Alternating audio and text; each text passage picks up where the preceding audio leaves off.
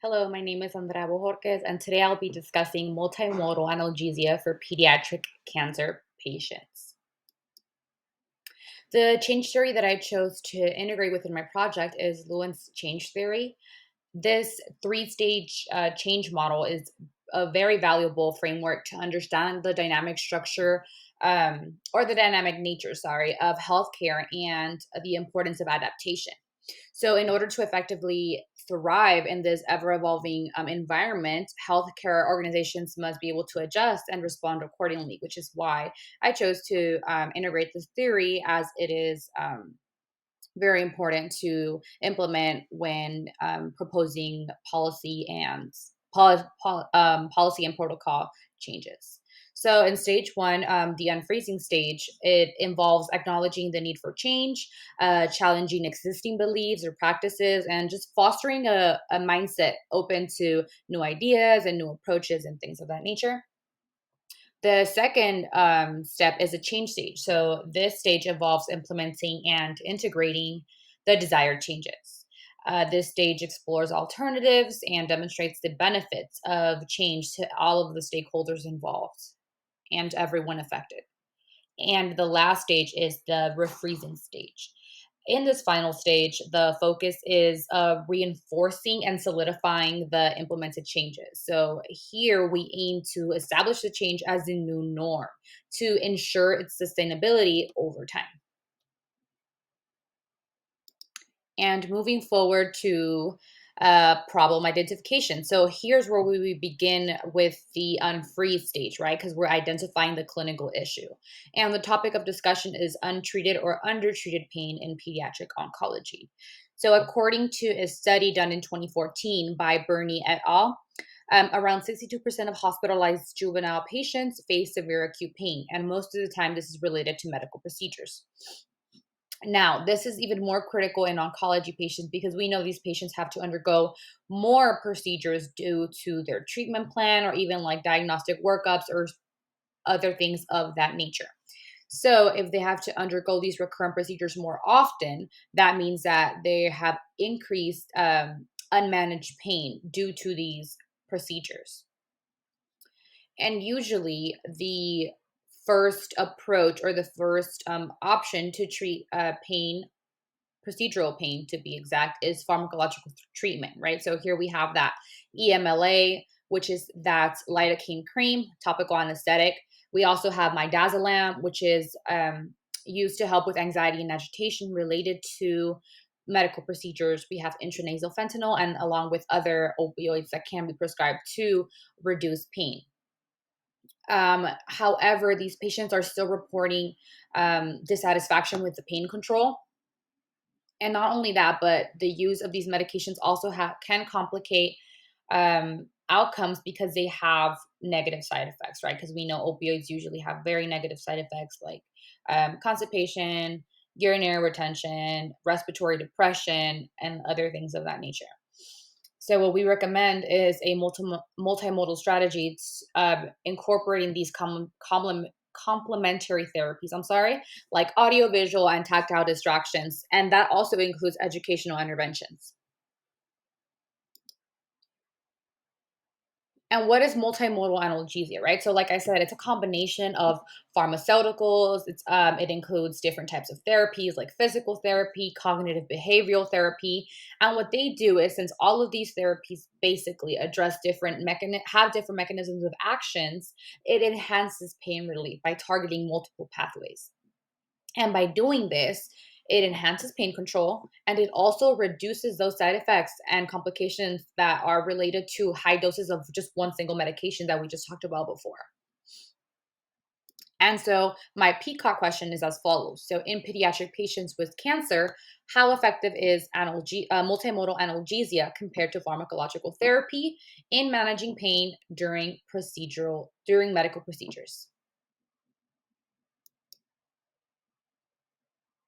Literature review. So how did we collect all of our evidence? So the databases that we used were Google Scholar, PubMed, Medline, and Science Direct.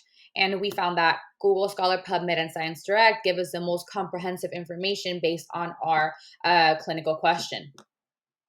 But we also did run into some complications due to the limited studies of um, basically articles that address acute pain and oncology patients. And for this reason, we kind of expanded our inclusion criteria a little more to include global studies from the last 10 years addressing pediatric procedural pain.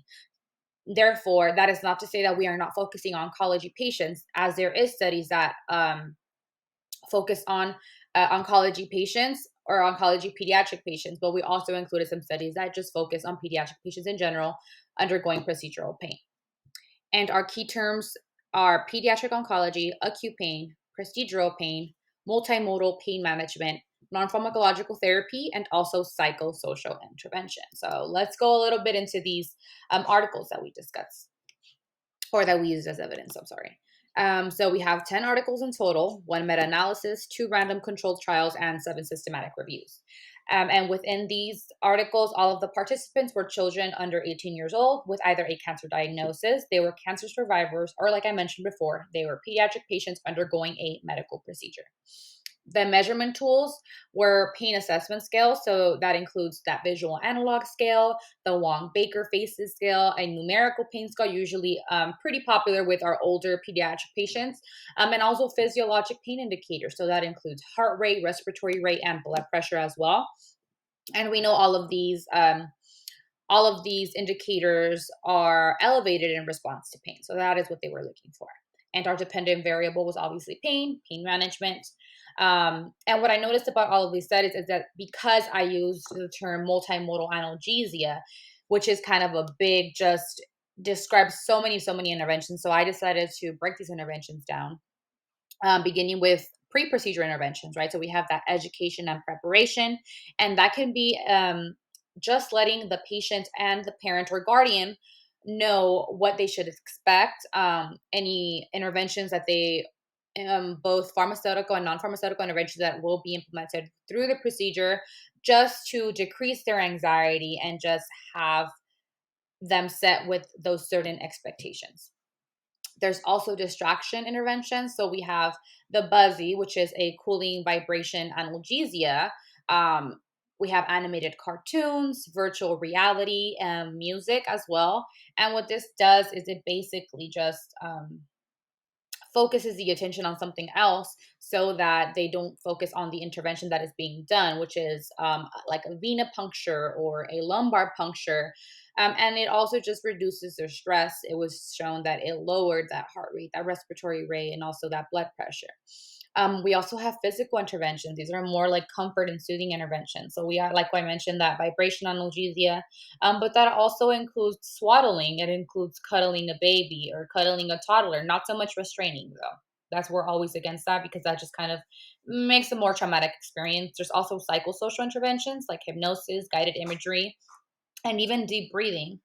But something that's even more interesting is how two of the articles, Kraus 2016 and Frederick Store and Goober 2021, actually separated all of these different interventions with different approaches into certain age group as to show what intervention is more targeted or targets works favorably to certain age groups, right?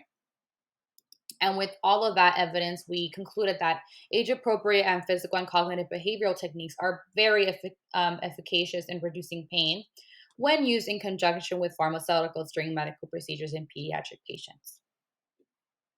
So, how are we going to get all of this through, right? So, here we have our policy and our protocol for change. We're moving towards that implementation phase now, or that change phase in that Lewin's theory model.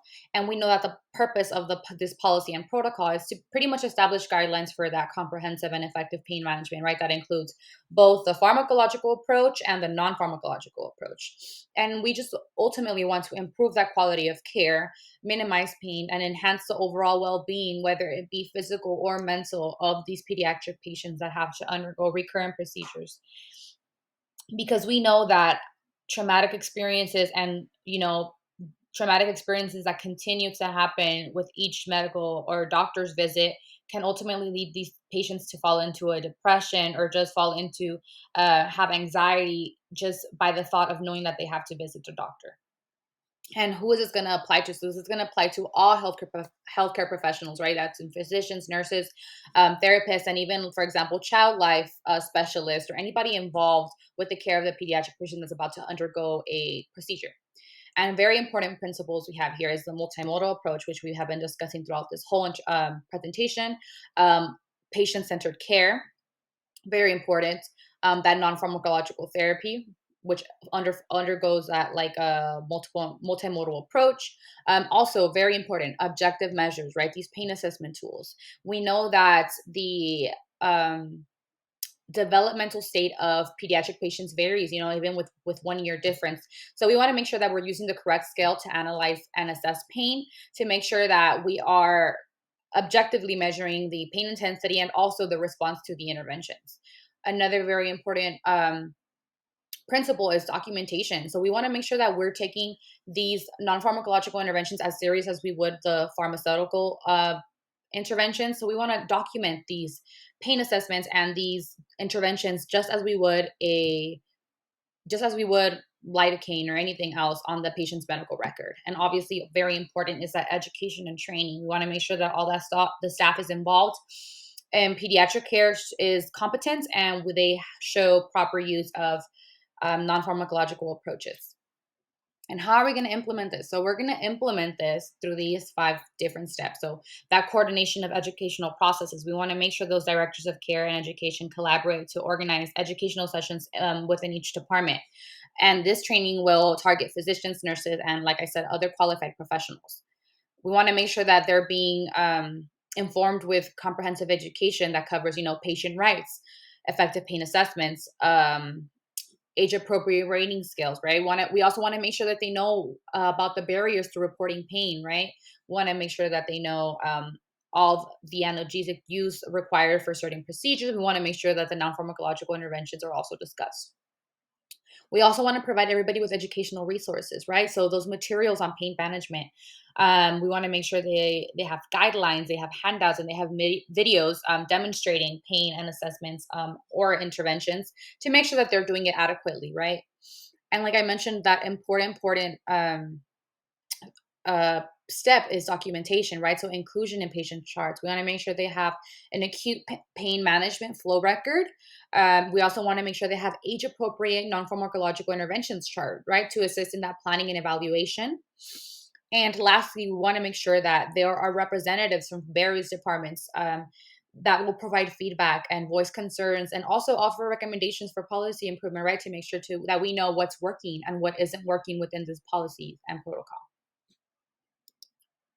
And ultimately, the goal, right, is to have these decreased reports of pain and pediatric patients undergoing invasive procedures. We want to make sure all of that data is collected, right, by these qualified healthcare professionals using those developmentally appropriate pain scales. We want to make sure that they are being consistently collected. We want to make sure that we're conducting these performance assessments, right? We want to see those patient satisfaction surveys. We want to see those focused pain audits to make sure everybody's documenting. We want to see that system medical records to see if they're actually accessing that flow record and those charts. And ultimately, with all of that data collection, we're going to compare it to that pre-implementation data, right? So, because we want to analyze those significant changes and we want to see whether there is improvement in those pain reports and those patient satisfaction and also in just pain management practices, because like I said, they're also going to be documenting what non-pharmacological intervention is applied to that child. Also, staff competency evaluation, very important. We want to make sure that all of our staff is competent, and we're going to be conducting department specific evaluation for that. Also, continuous improvement, right? That's the whole reason we have those change agents, the feedback and data analysis, right? To make sure that it will drive adjustments to pain management strategies. We want to make sure that we can refine this policy based on those outcomes, right? And through this comprehensive evaluation plan, we just aim to measure the impact of pediatric pain management policy, right? Making informed decisions to enhance pediatric pain management practices, and the plan We'll also provide insights into policy effectiveness and just guide refinements for optimal pain management outcomes for our pediatric oncology patients and just all pediatric patients in general. This can apply to everybody. But we especially want to focus on those patients with chronic illnesses that have to undergo those recurrent medical procedures. And that concludes my presentation. I hope you guys enjoyed listening to me discuss this topic just as much as I love talking about it. Um, thank you very much. These are all my references.